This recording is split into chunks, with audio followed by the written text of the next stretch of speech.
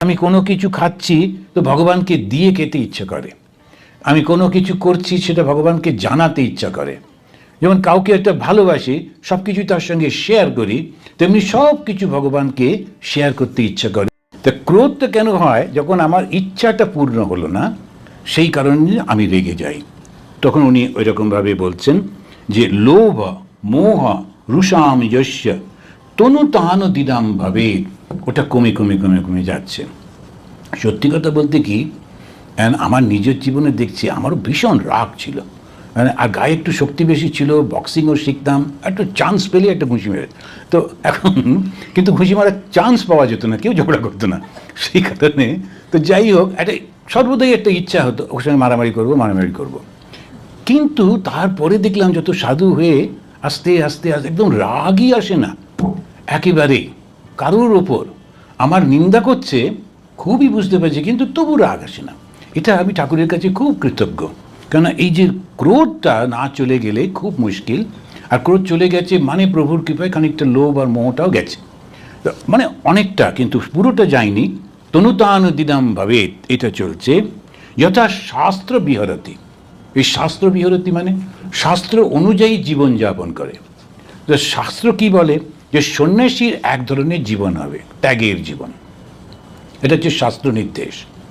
সন্ন্যাসী সে শুধু শাস্ত্র পড়বে, শাস্ত্রটা অনুধ্যান করবে এবং তার জীবনে পালন করবে, সেইটি সে আবার মানুষের মধ্যে প্রচারও করবে, এটাই তার কাজ, অন্য কোনো নেই। সেই জন্য সামাজিক মুভমেন্টের মধ্যে, রাজনৈতিক কোনো মানে বিপ্লবের মধ্যে সন্ন্যাসী থাকবে না, থাকা উচিতই না, সন্ন্যাসীর ধর্মই না সেটা। আমরা ভুল করে ফেলি, বিশেষ করে বাঙালিরা, যে বঙ্কিমচন্দ্র চট্টোপাধ্যায়ের যে নাটক আছে সেখানে সন্ন্যাসী সম্প্রদায়ে তারা দল বেঁধেছে, কেননা মুসলিমদের বিরুদ্ধে যুদ্ধ করতে হবে সে এটা আগে, এবং খ্রিস্টানদের বিরুদ্ধে যুদ্ধ করতে হবে। ওরা মোটেই সন্ন্যাসী ছিল না, ওরা ছিল যে কপাল কুণ্ডলা ইত্যাদি ইত্যাদি সেই গল্পগুলো। তো ওরা গেরুয়া পরে থাকতো বটে, কারণ গেরুয়া পরলে একটু সুবিধে থাকে আর লোকেরা রেসপেক্ট করে, বিশ্বাস করে, সেই জন্যে। কিন্তু ওরা সন্ন্যাসী ছিল না। যখন সন্ন্যাস নেওয়া হয়, একদম সেই ট্র্যাডিশনালি যখন সন্ন্যাস নেয়, এটা কিন্তু তান্ত্রিক সন্ন্যাস বা বৈষ্ণবদের সন্ন্যাস না, এটা হচ্ছে বেদান্তের সন্ন্যাস। বেদান্তের সন্ন্যাসীর ভাবটাই আলাদা। তো ওই সন্ন্যাস যখন নিচ্ছে, সে প্রতিজ্ঞাই করছে যে সমদৃষ্টি সম্পন্ন হব, কাউকে আমি আলাদা করে দেখব না। সেই জন্যে আমি কি করে পলিটিক্সের মধ্যে বা এসব মধ্যে যাব, সমাজে যারা আছে তারা করবে, কিন্তু আমি ভালো উপদেশ দিতে পারি, এরকম করলে ভালো, এরকম করা উচিত, এরকম করা উচিত না, এরকম, কিন্তু কখনোই নিজে ওর মধ্যে ইনভলভ হব না। তো সেইটা বলছেন যথা শাস্ত্র বিহরতি। আর সকর্মসু, নিজের কাজটা খুব সুন্দর করে সে করে। কি নিজের কাজ? ওই সন্ন্যাসীর কাজ হচ্ছে ধর্ম পালন, ধর্ম শিক্ষা। আর ধর্মটা কি? ধর্ম তো ভালোবাসা, ভালোবাসাটাই ধর্ম। যে সন্ন্যাসী নিয়েছে তার উচিতই হচ্ছে সকলকে ভালোবাসা। এই যে লোকেরা নানান রকমের দুঃখের কথা, কারুর এরকম ইচ্ছা হচ্ছে, কারোর ওটা, আমরা করিটা কি? আমরা খুব করে গিয়ে মায়ের কাছে, ঠাকুরের কাছে প্রার্থনা করি। বাংলায় একটা কথা আছে না, যে মোল্লার দৌড় মসজিদ পর্যন্ত। মোল্লা কি করে সাহায্য করবে? মোল্লার তো সাহায্য করার ক্ষমতা নেই। মোল্লা মানে হচ্ছে ওই ধর্মীয় গুরু, সেই মসজিদ মানে ওই ভগবানের কাছে গিয়ে কেঁদে পড়লো যে ওর না বড় কষ্ট হচ্ছে, তুমি একটু দেখে দাও, একটু ঠিক করে দাও, একটু করো, এইগুলো ছাড়া কিছু করার নেই। তো আমরা কি করি? ঠাকুরের কাছে প্রার্থনা করি। যখনই কেউ বলে ঠাকুরের কাছে খুব করে প্রার্থনা, ওর হয়তো অন্য জীবনে কিছু ছিল, কিন্তু এই জীবনেও খুব ভালো, আর অন্তত কষ্ট দিও না, এই খুব প্রার্থনা করি, এইটুকুই করতে পারি। তো সব কর্ম, এটাই হচ্ছে তার কর্ম। আর সজ্জনা, খুব ভালো মানুষ। ভালো মানুষ কাকে বলি? যাকে কিছু বললে সেইটা সে অন্যের কাছে বলে বেড়াবে না। আমি একটা কষ্ট পেয়ে কাউকে গিয়ে কিছু বলতে পারলে না, মনটা হালকা হয়। এটাও কিন্তু একটা বড় সেবা, জানেন। কারুর কোনো দুঃখ হয়েছে, তখন সে এসে আপনার কাছে মন খুলে বলছে, সেটা শুনে তাকে একটু উৎসাহ দেওয়া, কিন্তু কোনোদিন সেটাকে ডিসক্লোজ না করা কারুর কাছে, তাতে অপমান হয়ে যাবে, সমাজে ওর মর্যাদা রয়েছে, সেটা কখনো করতে নেই। তো এই হচ্ছে সজ্জন। সজ্জন মানে ভালো মানুষ। তো ভালো মানুষ আমরা কি করে বুঝবো? আমার কাছে কেউ একটু ডিসক্লোজ করলো, সঙ্গে সঙ্গে চতুর্দিকে সবাইকে বলে বেড়াতে লাগলাম, একেবারে না, সেটা কখনো করতে নেই। তো এই যারা, তিনি হচ্ছেন সাধু। সাধু সঙ্গ করতে গেলে এই হচ্ছে সাধুর কোয়ালিটি। তো এইটা ভালো করে বুঝে এটা করতে হয়। কে সন্তি সন্ত, এবারে শঙ্করাচার্য নিজেই নিজেকে প্রশ্ন করছেন, আদি শঙ্করাচার্য। আপনারা হয়তো জানেন যে আমাদের ভারতবর্ষে এখনও 4 জন শঙ্করাচার্য আছে। শঙ্করাচার্য একটা পোস্ট। তো ওই যে 4টি মঠ আদি শঙ্করাচার্য আমরা বলি, আদি মানে প্রথম যিনি, তিনি করে দিয়ে গেছিলেন। তাতে 4টি মঠে যে 4 জন ইনচার্জ থাকেন তাদেরকেও শঙ্করাচার্য বলা হয়, ওটাই পোস্ট।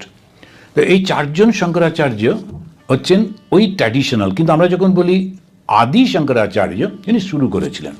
তো এই আদি শঙ্করাচার্য তিনি নিজেকে প্রশ্ন করছেন, কে সন্তি সন্ত, কাকে আমি বলবো সাধু। উনি নিজে বলছেন, অখিল বীত রাগাহ। বীত মানে চলে গেছে। কি চলে গেছে? রাগ। রাগ মানে বাসনা। আমাদের বাংলায় রাগ মানে হচ্ছে ক্রোধ, যেটাকে আমরা সংস্কৃতে ক্রোধ বলি, বাংলায় ওটাকেই বলে রাগ। আর সংস্কৃতে রাগ মানে হচ্ছে বাসনা। তো আমাদের আশ্রমে আগে একটি মেয়ে ছিল। তো ও দেখতে ছোটোখাটো, চুলগুলো ছোট করে থাকতো, আর এখানে যেমন এরকম প্যান্ট শার্ট পরে থাকে। তো একটি বাঙালি ভদ্রলোক ঢুকেছেন। আর কলকাতার বাঙালি ওরা তো অতটা করে না, নতুন নতুন ছেলের কাছে এসেছেন, তবে আশ্রম বেড়াতে এসছে। আর প্রথমে ওকে দেখে বলছেন যে ও দাদা দাদা, কলকাতায় সব দাদা বলে ডাকা অভ্যেস। আবার ও ছিল মারাঠি, আর মারাঠিতে দাদা মানে গুন্ডা। তো ও গেছে ভীষণ রেগে, আমি কি করে আমি দাদা হলাম, कैसे मैं দাদা বান গিয়া। না না দাদা আপনি রেগে যাচ্ছেন, আবার দাদা বলছি বলে দুজনের তুমুল ঝগড়া হচ্ছে। আমি মাঝখানে হঠাৎ করে আমি নিচে ওয়াকিং করতে এসে দেখছি ওরকম। আমি না না না, ওই শব্দটা এটা গোলমাল হয়ে যাচ্ছে, যে ওই দাদা বলবেন না, দাদা বললে না ওটা মিনিংটা অন্য হয়ে যাচ্ছে। যেমন আমাদের কাউকে মোটা বললে আমরা রেগে যাই, কিন্তু গুজরাটি ভাষায় মোটা মানে হচ্ছে বড়, যে মোটে ভাই, মোটে ভাই বলে খুব খুশি, বড় ভাই। আর আমাদের বাঙালিকে মোটা বলুন, ও খুব রেগে যাবে, 2টো রসগোল্লা খেয়েছি তোর পয়সায়, বেশ করেছি মোটা। এখন খুব খেপে গিয়ে ঝগড়া করবে। এখন এক একটা শব্দর মানেগুলো অন্য অন্য হয়ে যায়। তো সেই জন্যে এইটা আমরা খুব সুন্দর করে বুঝতে হবে। কে সন্তি সন্ত, অখিল বীত রাগা। রাগ মানে হচ্ছে বাসনা। এই বাসনা যেটা, সেটা যখন চলে গেছে, অখিল সমস্ত বাসনা চলে গেছে। বীত মানে চলে যাওয়া, বীত, আর অখিল সমস্ত বাসনা রাগা। তো অখিল বীত রাগা। তো বাসনা কত রকমের বাসনা হয়, আর সঙ্গে সঙ্গে হিন্দুরা সব কিছুই একটা ছোট্ট করে ওরা ট্যাবলেট করে দেয়। এবারে এখানে বাসনা ক রকমের? 3 রকমের। কি কি বাসনা? একটা হচ্ছে পুত্র এষণা। এখানে বাসনা বলে না, বলে এষণা, এ মধ্যনস্য মধ্যনায়কা। তো এষণা মানে হচ্ছে বাসনা। পুত্র ঈশনা, সেটা প্রথম ইচ্ছা। সবাই আমরা আমাদের পরিবার চাই, তো সেই জন্যে পুত্র ঈশনা। আর পুত্র হলে তো হবে না, দেখাশোনা করে বৃত্ত ঈশনা। এখন বৃত্ত পয়সা করিও চাই। এগুলো যখন হয়ে গেল তখন কি করবে? লোকেরা একটু প্রশংসা না করলে, ওই জন্য পাড়ার দুর্গাপুজোর কর্তা হয়, হয়ে তখন তার লোকে বলবে যে না আমি অমুক যে পাড়ার দুর্গাপুজোর প্রেসিডেন্ট, বলে খুব খুশিতে সবাইকে বলে। এখন সেইটা হচ্ছে পুত্র ঈশনা, বৃত্ত ঈশনা, লোক ঈশনা। এখন সব কিছু হলো আর লোকেরা আমাকে জানলো না, প্রশংসা করলো না, এই আবার কি? ওই 3 রকমের এষণা থাকে। আর সব থেকে ডেঞ্জারাস এষণা হচ্ছে এই লাস্টেরটা। সাধুদের পক্ষে প্রথম দুটো খুব কাজ করে না, ওরা ওই দুটো ত্যাগ করে আসে। কিন্তু বেশিরভাগ সন্ন্যাসী বা যারা এরকম ধর্মের পথে আটকে যায় লাস্টেরটায়। সেই জন্যে কিছু কিছু সাধু লোক গেলে তাদেরকে একদম পাথর টাথর মারতেন যাতে না আসে। আগেকার দিনে এটাই ছিল যে ঢুকতে দেবেন, কারণ এসেই খুব সুন্দর করে এরকম বলবে টলবে, তাতে গোলমাল হয়ে যায়। আর প্রশংসা এমন ধীরে ধীরে ধীরে ধীরে মনের মধ্যে ছাপ ফেলতে থাকে, ওর থেকে বেরোনো খুব কঠিন। একজন লোক এসে কী সুন্দর আপনি গান করলেন বলে চলে গেল, তারপরে কি গান কেমন গেয়েছে সবই ভুলে গেল, তারপরে সে আরেকটা গান গাইতে গাইতে সে চলে গেল। কিন্তু যাকে বলল ওর মাথায় কিন্তু থেকে গেল আমি কি ভালো গায়ক, আমি কি ভালো গায়ক। খুব মুশকিল হয়ে যায়। সেই জন্যে অখিল বীত রাগ, এই 3টের মধ্যে কোনোটা থাকবে না। যেমন ঠাকুরকে কেউ প্রশংসা করলে উনি ভীষণ রেগে যেতেন, না কিছুতেই না। যেমন একজন ডাক্তারবাবু ছিলেন, প্রথম দিকে খুব নাস্তিক ছিলেন, পরে বলছেন আমার ছেলেটা ও আপনার খুব চেলা, আপনার চেলা মানে ভক্ত, চেলা শব্দটা হচ্ছে খুব কলোকিয়াল একটা বাংলা। তো ঠাকুর বলছেন, না, কেউ আমার চেলা না, আমি সবার চেলা। এখন এই কথাটা বলার মানে হচ্ছে যে আমি সবার মতো, আমাকে কখনো এই কথাগুলো বলবে না। ঠাকুরের কিচ্ছু এসে যায় না প্রশংসা নিন্দায়, কিন্তু এইটা যেটা বলছেন আমাদের শেখাবার জন্যে, যাতে আমরা ওর মধ্যে বাধা না পড়ি। তো শঙ্করাচার্যের সাধুকে অখিল বীত রাগা অপাস্ত মোহা, দেখুন একটা হচ্ছে রাগ বাসনা, আর একটা হচ্ছে মোহ ভুল ধারণা। মোহ মানে হচ্ছে ভুল ধারণা, মোহগ্রস্ত হয়ে থাকে, কিছুতেই ছাড়বে না। কিছু কিছু লোক দেখেছি বাড়িটা ভেঙে পড়ে যাচ্ছে, কিন্তু এখন যিনি ওই বাড়ির কর্তা আছেন তিনি বলছেন, না, এটা আমার সেই ঠাকুর দাদা বানিয়েছিলেন, কি তার আগে বাবা বানিয়েছিলেন, কত স্মৃতি আছে, বাড়ি ভাঙবো না, কিন্তু এমনি ভেঙে পড়ে যাবে, কিন্তু সেটা একটু সারিয়ে টারিয়ে নিলে হতো, সারাবার পয়সাও নেই, নিজেও করবেন না। এইরকম করে ওই মোহগ্রস্ত হয়ে থাকেন। কেউ কেউ, না, বিদেশে যাব না, বিদেশে গেলে খুব মুশকিল, এরকম হয়তো খুব ভালো করতে পারতেন, নিজেই এটা ছেড়ে দিলেন। তো কতগুলো জিনিসে আমরা ভুল করে ফেলি। একটা কল্পনার মধ্যে ঢুকে গিয়ে আমরা ওই কল্পনার জগতে থাকি, কিন্তু আসল কাজটা হয় না। তো যিনি সন্ন্যাসী হবেন, সাধু হবেন, তার বাসনা থাকবে না, কোনো মোহ থাকবে না, কোনো রকম মোহ থাকবে না, অপাস্ত মোহ। আমি একজন সাধুর সঙ্গে ছিলাম আন্দামানে। তো ওনার বেলুড় মঠেই সাধু, খুব ভালো মানুষ ছিলেন, খুব ভালো মানুষ। কিন্তু এই বেলুড় মঠের তো একটা নিয়ম আছে, কথা না শুনলে নাম কেটে দেবে। তো আমাদের একটা রেজিস্টার থাকে, তো তার মধ্যে আমাদের সব নাম থাকে। তা প্রথম ওই 5 বছর পর নামটা ওঠে, প্রথম ঢুকলে নাম ওঠে না, দেখতে থাকে যে পারবে কি না, করে করে করে 3 বছর পর, 3 বছর পরে গিয়ে ও যখন আমাদের ট্রেনিং সেন্টারে যায়, 3 বছর যে কোনো আশ্রমে 3 বছর পরে যে বেলুড় মঠে যায়, তখন ওদের একটা কাঁচা খাতায় নাম ওঠে, মানে পুরো পাকা না। তারপরে সেইখান থেকে আরও 2 বছর পর ব্রহ্মচর্য যখন নাম হয়, তখন সেটা ওই কাঁচা খাতাতে থাকলো ব্রহ্মচর্য। এরপরে আরও 4 বছর পর যখন সন্ন্যাস হয়, তখন পাকা খাতায় নামটা ওঠে। তখন ওইটাতে আবার যদি কেউ ভুল করে, কথা না শোনে, তখন ওই নামটা আবার কেটে যায়, এরকম চলে। তো এখন উনি ভীষণ ভালো মানুষ ছিলেন। তো একজন ভদ্রমহিলা এসছিলেন, বোধহয় আমাদের এই সুইজারল্যান্ড বা কোনো একটা জায়গা থেকে, আমি ভুলে গেছি, এসে বলেছিলেন আমাদের ওখানে একটা বেদান্ত সোসাইটি করুন। এবারে সমস্ত বেলুড় মঠ বলছে, না না, আমাদের সাধু নেই, এরকম দুম করে বললে হয় না, আমরা যাব না। কিন্তু ওনার মনে হয়েছিল, ভীষণ স্বামী বিবেকানন্দের ভক্ত ছিলেন, উনি মনে হয়েছিল যে না, আমাদের তো যাওয়া উচিত, গিয়ে প্রচার করা। উনি বলেন, মহারাজ, আই উইল স্যাক্রিফাইস মাইসেলফ। ওকে আমরা চিনি না, ওর সত্যি সত্যি ও অর্গানাইজ করতে পারবে কিনা, বাড়ি ঘর আছে কিনা, টাকা পয়সা আছে কিনা, একটা জায়গায় গিয়ে বসলেই তো হলো না। এখন হচ্ছে ইউরোপে ও একলা মহিলার কোনো খুব একটা এঙ্গেজমেন্ট ছিল না, ও ভাবলো একটা বেদান্ত সোসাইটি যদি হয়। উনি শুনলেন না, চলে এলেন, এবং তারপরে দেখলেন যে সত্যি খুব মুশকিল, সব কিছুতে মহিলা ওকে কন্ট্রোল করছে। ওর বাড়িতেই করলেন, কিন্তু কার সঙ্গে কথা বলবেন, কখন বক্তৃতা করবেন, সব কন্ট্রোল করছে। আর আমাদের ইন্ডিয়ান সাধুরা, এদের কোনো টাইম নেই, কেউ এলো ব্যাস গল্প করতে শুরু করলো, সব ঠাকুরের আলোচনা হচ্ছে।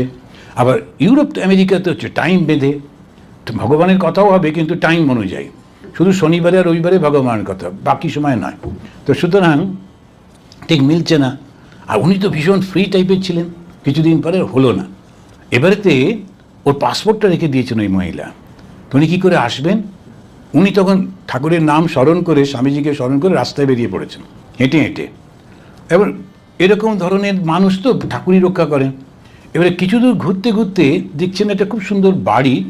তো বাড়িতে গিয়ে দেখছেন যে নামটা রয়েছে, যে নামটা মুখার্জি। তো উনি ভালো করে পড়লেন, না, এটা মুখার্জি, একদম বাঙালি। এবারে একটু বেল টিপেছেন, তখন দেখছেন একজন ভদ্রমহিলা বলছেন, আচ্ছা তোমরা কি বাংলায় কথা বলো? আজ্ঞা হ্যাঁ, আমার স্বামী এরকম। তো বলছে যে আমি না খুব বিপদে পড়েছি, তোমাদের সঙ্গে, তোমার স্বামীর সঙ্গে কথা বলবো। ওর স্বামী আবার তখন ওই ইন্ডিয়ান কনসুলেটে কাজ করতেন বা ওর কিছু ছিলেন, কিরমভাবে যোগাযোগ হয়ে যায়। তখন স্বামী বললেন, সর্বনাশ করেছে, আপনার পাসপোর্ট নিয়ে এরকমভাবে, কিন্তু আমি রামকৃষ্ণ মিশন চিনি, ঠিকই আছে, আপনি থাকুন, আমার বাড়িতে থাকুন, বেরোবেন না, কারণ বেরোলে আবার যদি পুলিশ টুলিশ অ্যারেস্ট করে। তো ওর বাড়িতে রাখলো। অনেক চেষ্টা চরিত্র করে ওই সেই ভদ্রমহিলার কাছে পুলিশ পাঠিয়ে পাসপোর্ট বের করে উনি নিজের টাকায় টিকিট কেটে আবার ইন্ডিয়া ফেরত দিয়ে পাঠিয়ে দিলেন। তো উনি ফিরে এসে বললেন, না, আমার একটা মিসফায়ার করেছে, কিন্তু মিসফায়ার করেছে যদি তোমার নামও কেটে গেছে, তো ওটা হলো না। তখন উনি এসে আমাদের আন্দামানে আমার কাছে থাকতেন। খুবই ভালো মানুষ ছিলেন। তো এখন ওই যে আমাদের বুঝতে পারি না, একটু মোহতে পড়ে যাই। একটা লোক একটা বিপদে পড়েছে ঠিকই, কিন্তু আমি কত দূর করতে পারি, আমার পক্ষে কত দূর সাধ্য। একদম সাধু জীবনে না ভীষণ কঠিন। খুব ইচ্ছা করছে সাহায্য করতে, কিন্তু আমি পারবো কি, কত দূর পারবো, বুঝে শুনে করতে হয়। আউট অফ ইমোশন কোনো কিছু করতে যেতে নেই, আমার অবস্থা অনুযায়ী করতে পারি। তো সেইটাই উনি বলছেন যে শঙ্করাচার্য করতে গিয়ে যে অখিল বীত রাগ অপস্ত মোহ শিব তত্ত্বনিষ্ঠা, এই তিনটে জিনিস থাকতে হবে। শঙ্করাচার্য ছোট করে দিচ্ছেন শিব তত্ত্বনিষ্ঠা। একটা হচ্ছে তার কোনো বাসনা থাকবে না, দ্বিতীয় কোনো মোহ নেই, কোনো রকম ভুল ধারণা নেই, আর তৃতীয় সদা সর্বদা ভগবানের উপর নির্ভরশীল। শিবতত্ত্ব মানে, শিব মানে আমাদের শিব কালী নয়, এখানে শিব মানে পবিত্রতা, শিবতত্ত্বনিষ্ঠা। শিবতত্ত্ব অর্থাৎ পবিত্রতার যে ভাবটা, তাতে ওনার নিষ্ঠা রয়েছে। আর পবিত্রতা মানেই নিঃস্বার্থপরতা। তো ঠাকুর ওই সাধু দর্শন করতে যেতেন। ভগবান শ্রীরামকৃষ্ণ তিনি সেই সময়ে যে সাধুরা ছিলেন তাদের শুনে তাদের কাছে দেখতে যেতেন। যেমন কালনায়, ওই পশ্চিমবঙ্গেই আর একটা জায়গা, কালনায় ভগবান দাস বাবাজি বলে একজন ছিলেন, তাকে দেখতে যেতেন। কখনো কখনো দয়ানন্দ সরস্বতীকে দেখতে যেতেন, কখনো ত্রৈলঙ্গ মহাপ্রভুকে দেখতে গেছিলেন।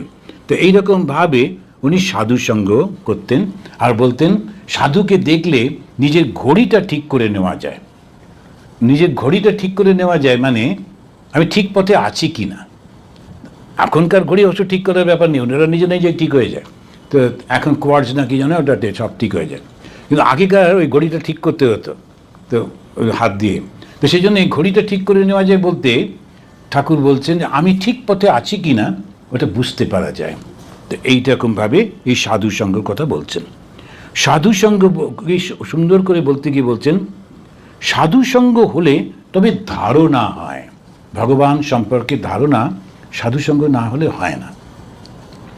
এক একজন মানুষ তারা এত সুন্দর থাকেন, একদম সাধারণ একটা খালি গায়ে চাদর চাপিয়ে আছেন, কিন্তু টুকটুক করে কত সুন্দর, কোনো তার মধ্যে কোনো রকম কোনো কিছু নেই। মানুষটার কাছে গেলেই একটা ভালো লাগে, আনন্দ লাগে। তো এখন এইটাই হচ্ছে সেই সাধুসঙ্গ। তিনি বলছেন এই সাধুসঙ্গ জ্ঞান, ভক্তি, প্রেম, বৈরাগ্য এই সব হয়। অবিদ্যা, মায়া, পঞ্চভূত আর ইন্দ্রিয়ের বিষয়, রূপ, রস, গন্ধ, শব্দ, স্পর্শ, যত ইন্দ্রিয়ের ভোগের জিনিস, এরা ঈশ্বরকে ভুলিয়ে দেয়। তা এই জন্যে ওখানে বলছেন অনেক জন্মজনিতম পাতকম সাধু সঙ্গমে ক্ষিপ্রম নশ্যতি। অনেক জন্ম, অনেকগুলো জন্মের যে আমাদের পাতকম, যে অন্যায়গুলো বা পাপগুলো বা ভুলগুলো জমেছে, সেটা ঠিক ঠিক সাধুসঙ্গ হলে মুহূর্তের মধ্যে সেই পাপটা চলে যায়। কিভাবে যায়? সাধুসঙ্গ হলে কিভাবে যায়? মনটা বড় হয়ে যায়, মনটা ব্রড হয়। সাধারণত আমাদের সমস্যাটা কোথায়? সমস্যা তো এক দুটো। একটা হচ্ছে আমরা একটু নিজে মতো করে একলা থাকবো, আর কারোর সঙ্গে কথা বলবো না, মিশবো না, কাউকে ঢুকতে দেবো না, এরকম। আমি যেটা বলবো সেটাই যদি করে তাহলে ঠিক আছে, নইলে ওকে ঢুকতে দেবো না। এইগুলো হচ্ছে সংসারের মানসিকতা। এমনকি আশ্রমের মধ্যে থেকেও এই সংসারী মানসিকতা এসে যায়। কিন্তু যদি ঠিক ঠিক সাধুসঙ্গ হয় তখন ওইটা হবে না, আবার কথা নয়। আমরা যারা সন্ন্যাসী আছি, আমাদের কাছে যারা থাকেন, আমাদের লক্ষ্য করতে হয় ওদের মনগুলো যাতে ছোট না হয়ে যায়। ওরা যেন অনেক সময় হয়তো সেজন্য সব সময় খেয়াল রাখতে হয়, তা অনেক অসুবিধে হয়ে যায়। অ্যান্ড আমাদের ভারতবর্ষেও দেখেছি আশ্রমগুলোতে কেউ কেউ থাকেন যিনি ইনচার্জ স্বামীজি আছে, তার সঙ্গে ওনারও তো লোক লাগে এটা ওটা করবার জন্যে। এবারে সে কিন্তু যেই মহারাজ নেই তখন সে কর্তার্থী করতে থাকে। এবার মহারাজ জানতেই পারছে না, কিন্তু বদনামটা ওনারই হয়ে যাচ্ছে। এইটা গোলমাল হয়ে যায়, সেই জন্যে খুব সমস্যা হয়। তো যিনি সাধু থাকেন তাকেও খুব খেয়াল রাখতে হয় আশ্রমে যারা স্টাফ আছে বা আশ্রমে যারা ভলেন্টিয়ার আছে তারা যেন ঠিক ঠিকভাবে করে, তাদের সঙ্গে বসা, তাদের সঙ্গে কথা বলা, তাদের মনটাকেও ওইভাবে উন্নত করা, এটাও কিন্তু ওনার ডিউটির মধ্যে পড়ে। এই সাধু সঙ্গ করলে যদি ওই পাপটা নষ্ট হয়ে যায়। যদি না হয়, যদি ওটা বেড়ে যায়, তাহলে দুটোই গোলমাল, ওই সাধুরও গোলমাল, ওরও। তবে কিছু কিছু লোক আছে কিছুতেই ভালো হয় না। কীরকম? ঠাকুর বলছেন কৃপা বাতাস তো বইছে, সমস্ত গাছই চন্দন গাছ হয়ে যাবে। উনি ওটা উদাহরণ দিয়ে বলছেন ভগবানের কৃপা বইছে, প্রত্যেকেই কিন্তু সমস্ত কিছু থেকে মুক্ত হবে, তবে দুই একটা গাছ হবে না। যেমন বাঁশ, তারপরে ওই কলা, এগুলোর মধ্যে সার নেই। তো যাদের মধ্যে একদম সার নেই ঈশ্বর লাভ করার বা ভগবানের কথা শোনার, ভালো হবার, তাদেরকে কিছুতেই ভালো করা যাবে না। অনেক সময় লাগবে। ওরা ধীরে ধীরে ধীরে ধীরে তাদের কর্মফল কাটিয়ে কাটিয়ে আসবে, তো বটেই, সবাইকেই আসতে হবে।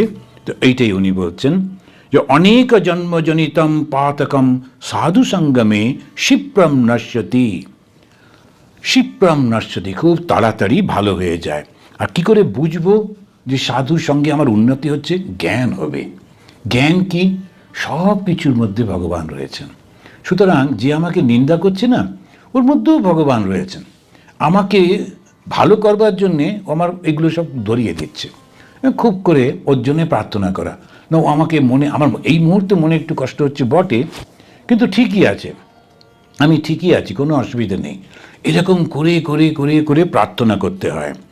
ভক্তি যা হয়, ভক্তি মানে ঈশ্বরের উপর পূর্ণ বিশ্বাস আসে। আর তখন যা এটা ভালোবাসা আসে, আমি কোনো কিছু খাচ্ছি তো ভগবানকে দিয়ে খেতে ইচ্ছে করে, আমি কোনো কিছু করছি সেটা ভগবানকে জানাতে ইচ্ছা করে। যেমন কাউকে একটা ভালোবাসি, সব কিছুই তার সঙ্গে শেয়ার করি, তেমনি সব কিছু ভগবানকে শেয়ার করতে ইচ্ছা করে। এটা হচ্ছে ভক্তি। আর একটা হচ্ছে প্রেম আর বৈরাগ্য। প্রেম মানে কি? ভালোবাসাটা খুব গভীর হয়, ভগবানের প্রতি যে ভালোবাসাটা, সেইটি খুব গভীর হয়। পরিপূর্ণ বিশ্বাস, ঠাকুর আছেন, সব হয়ে যাবে, মা আছেন, ঠিকই হয়ে যাবে। আর ওই বিশ্বাস করে ওর কোলে মাথা রেখে আমি যেমন, মানে বাচ্চারা যেমন ঘুমোয়, তেমনিভাবে ঘুমিয়ে পড়া। তো এইটাই হচ্ছে প্রেম। প্রেমে পরিপূর্ণ বিশ্বাস। ভক্তি হচ্ছে একটা ভালোবাসা, আর কিন্তু প্রেম হচ্ছে সম্পূর্ণভাবে ওই বিশ্বাস যে ঠাকুর আছেন, ভগবান আছেন ইত্যাদি। আর এই বিশ্বাসের পর কি বলছেন? বৈরাগ্য আসবে। বৈরাগ্য মানে কি? বিষয়ে বিরাগ থাকবে না তো কিছু, কোনো কিচ্ছু থাকে না। কিন্তু আমি মাঝে মাঝে তো এই যে শহরগুলোতে যাই, বিভিন্ন শহরে যেখানে আমাদের আশ্রম নেই, কারুর বাড়িতে তো থাকি, তো দেখেছি একদম, এখন যে ঘরে থাকতে দেয় সে ঘরে তো কেউ না কেউ থাকে। ওরা সব গুছিয়ে টুচিয়ে ওয়ার্ডরোবের মধ্যে রেখে দেয়। তো ক্লজেটের মধ্যে থাকলো, এবারে ক্লজেট খুলে ঝোলাতে গিয়ে দেখলাম কোথায় ঝোলাবো, এত কাপড় জামা, একদম এই মাথা থেকে ও মাথা পর্যন্ত পুরো দেওয়ালে মোটামুটি 50 থেকে 100টা জামা কাপড় ঝুলছে, আর খুবই দামি দামি, কবে পরবে কখন পরবে কে জানে। তো যাই হোক, একদম ভর্তি, কিন্তু দিতে পারে না, এটা মুশকিল। একটু দিয়ে দিলে হয়ে যায়, 50% চোখ বুঝে দিয়ে দিতে হয়, যাক জাগে যাক, কারণ আবার তো কিনবো, করবোটা কি না, একটা মার্কেটিং, একটা শপিং না করলেও তো হয় না, আদিকে জমে যাচ্ছে, আর 50% এমনি দিয়ে দিতে হয়, চলো ঠিক আছে। আমাদের বীরেশ্বরানন্দজি মহারাজকে দেখতাম, নতুন কিছু দিলে সঙ্গে সঙ্গে দিয়ে দিতেন।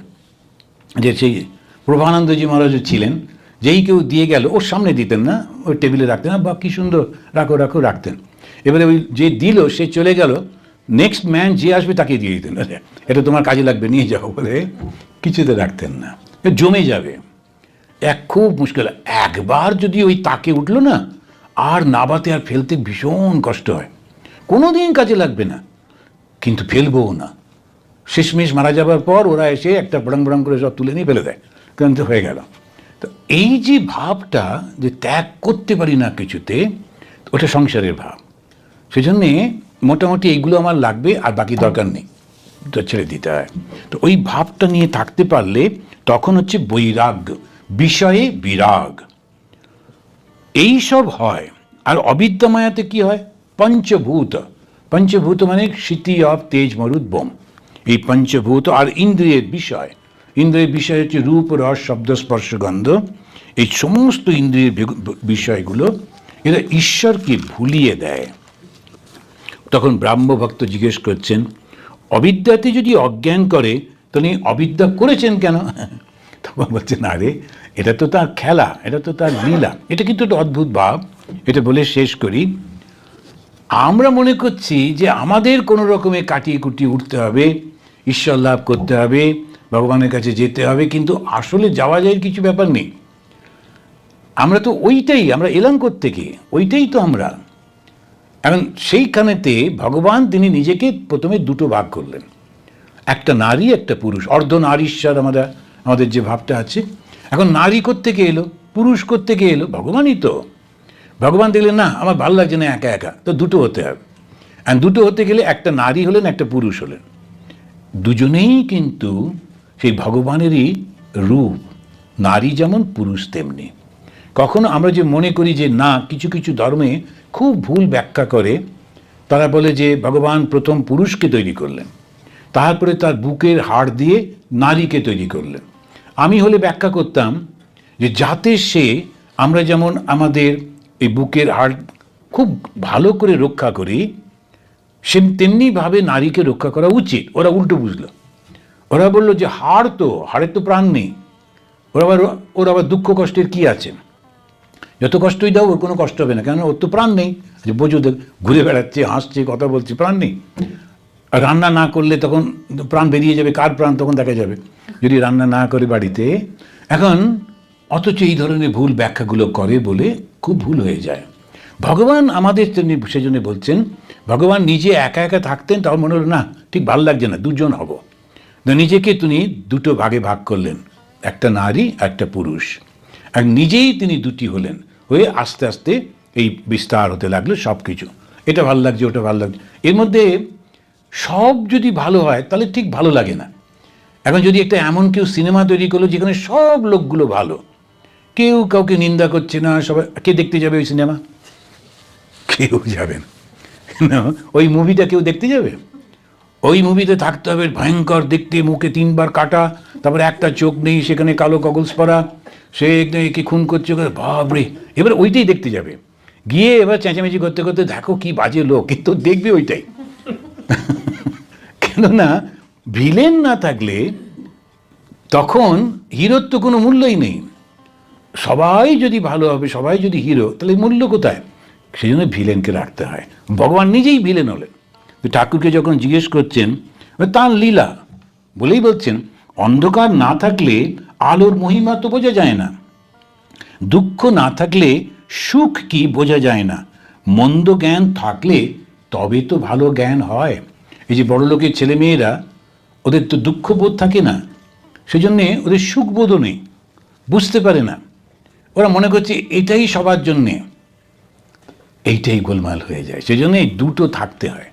আগেকার দিনে আমাদের যে ট্রেনিং হতো, রাজার ছেলেকেও গিয়ে পড়তে হবে গুরুগৃহে গিয়ে। তো রাজা হও আর যেই হও, প্রত্যেকের ছেলেকে মেয়েকে যেতে হতো 6 বছর বয়স থেকে 16 বছর পর্যন্ত। তখন এইগুলো ওরা ভালো করে বুঝতে পারতো, শিখতে পারতো। সবাইকে মাটিতে শোয়া, সবাইকে একই ধরনের খাবার খাওয়া, সবাইকে, এই জিনিসটা খুব প্রয়োজন। ওইটা ভুলে গেছি বলে সমাজটা গোলমাল হয়ে যাচ্ছে। আজকে এই পর্যন্ত থাকলো। আমরা এর পরে আবার ওই ঠাকুর যে কথাগুলো বলছেন ওইটার উপরে আলোচনা করব। যে আমাদের সমস্যাটা হচ্ছে ওই জাগতিক বিষয়গুলো, কেমন করে ওর থেকে বাঁচা যায়, এটা নিয়ে আমরা পরে এবার ঠাকুর কি বলছেন সেটা শুনব। আপনি যে শঙ্করাচার্যের কথাটা শ্লোকটা বললেন, ওটা কি কথামৃতে আছে? ওটা আপনি না, আমি লিখে রেখেছি, দেখে নিয়ে না, ওইটা ব্যাখ্যা করবার জন্য অনেকগুলো কোড আছে, যেমন যোগাবশিষ্ট থেকে থেকে। আচ্ছা, তো আমরা এখন একটু এই প্রণাম মন্ত্রটা বলে শেষ করি। নিরঞ্জনম নিত্যম অনন্তরূপম ভক্তানুকম্পা ধৃতবিগ্রহম বৈ ঈশাবতারম পরমেশমিদ্যম তম রামকৃষ্ণম শিরসা নমামহ।